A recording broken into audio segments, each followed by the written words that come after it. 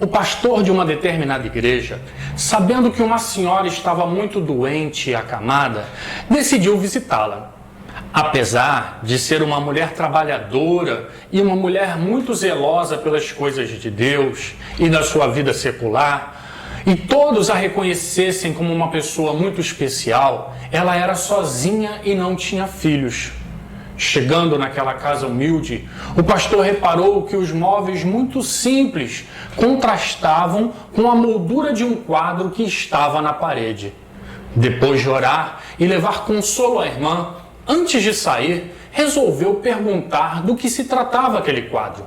A irmã respondeu que durante quase toda a sua vida trabalhou somente em uma casa de família muito rica e que era muito querida por sua senhora. Disse que quando aquela senhora morreu, ela recebeu aquele quadro de presente e desde então resolveu pendurar ali na sua parede. O pastor, ainda mais curioso, questionou um pouco mais a irmã, pois o que ele viu no quadro não era um desenho, mas um texto corrido com uma assinatura no final. E ela lhe disse que não sabia ler e não sabia o que significavam aquelas letras. Sem querer ser inconveniente, ele perguntou se poderia tirar o quadro da parede e ler o que estava escrito ali. Ela disse que sim e ele foi buscá-lo.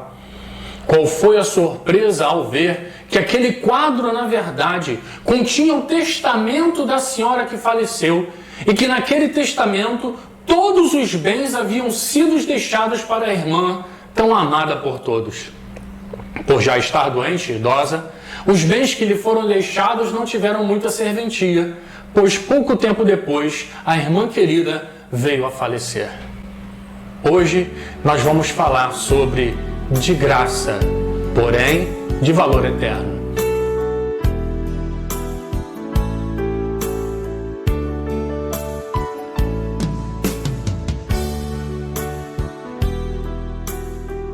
E eu gostaria de compartilhar com você a passagem bíblica que se encontra em Atos, capítulo 17, versículo 11, que diz assim: Ora, estes de Bereia eram mais nobres do que os de Tessalônica, pois receberam a palavra com toda avidez, examinando as Escrituras todos os dias, para ver se as coisas de fato eram assim.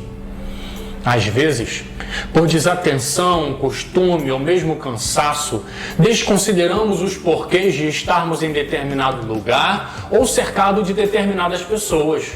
Por termos desenvolvido uma disposição mental negativa, perdemos o sentido e o propósito de ser, de estar e de pertencer.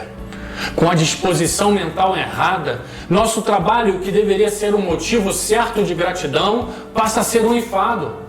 Nossa família saudável, que deveria ser um motivo de louvor a Deus, passa a ser um problema. Nossa igreja, o corpo de Cristo na terra, passa a ser uma reunião social. Quando ouvimos falar das características dos irmãos bereanos, fica claro que eles tinham uma consciência do porquê estar ali na sinagoga. Não era somente o seu corpo que estava ali, mas suas mentes estavam atentas para não se deixar distrair pelos problemas que perturbam a alma. Tinham a nobreza de ver valor onde os outros de Tessalônica não viam. Era como se possuíssem um bem e aquele bem sempre tivesse valor e continuasse a trazer alegria a eles apesar do tempo. Como se entendessem que aquele bem não envelheceria, não perderia o valor, não ficaria ultrapassado. A verdade é que a nossa atenção está sempre voltada para aquilo que consideramos ter valor. Para aquilo que nos é caro, dedicamos nossa maior atenção. A postura nobre dos bereanos mostrava que se reuniam com avidez de aprender, isto é, como se tivessem uma ansiedade pelas coisas de Deus, como se considerassem aqueles momentos na sinagoga tão importantes que aquilo que fosse ensinado ali naquele sábado seria objeto de meditação todos os dias da semana. Para eles, era como se lhes fosse dado um terreno e tivessem sido informados que ali havia ouro. Então, dia após dia, em seus devocionais, cavavam em busca das preciosidades espirituais e, ao encontrá-las, examinavam acuradamente. Nobres que eram, encontravam nestes tesouros a fé que os mantinha motivados, que alimentava o otimismo e os fazia bem conhecidos pela sempre boa disposição da mente. E aqui eu começo o meu solilóquio com você.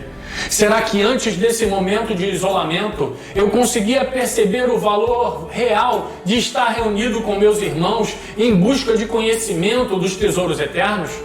Será que eu não dava o real valor a estes momentos porque eram abundantes? Será que hoje, que são limitados, eu tenho a consciência da bênção que tinha em mãos?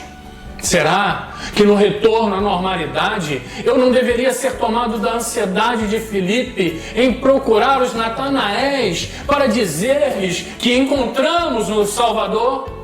Será que no retorno à normalidade não deveríamos nós nos colocar diante da ministração da palavra com a mesma avidez que o centurião de Atos 10, que junto com a sua família estavam prontos e atentos a ouvir tudo quanto o Senhor ordenou dizer-nos? Será que podemos entender que antes, por ter o pão na mesa, desconsiderávamos o farelo que para outros é tão precioso? Será que por passarmos por um tempo privados da comunhão presencial, não despertamos para a realidade de muitos que, perseguidos, têm que valorizar ao máximo o pouco de tempo que a reunião tem? Senhor, nos dê o entendimento do valor do Teu Evangelho e do Teu corpo, a Tua Igreja. Dá-nos o entendimento de que aquilo que nos é oferecido de graça tem valor eterno em nossas vidas. Transforma-nos, Senhor, em boa terra, para que as sementes lançadas em nós gerem árvores com bom fruto. Que Deus te abençoe, em nome de Jesus.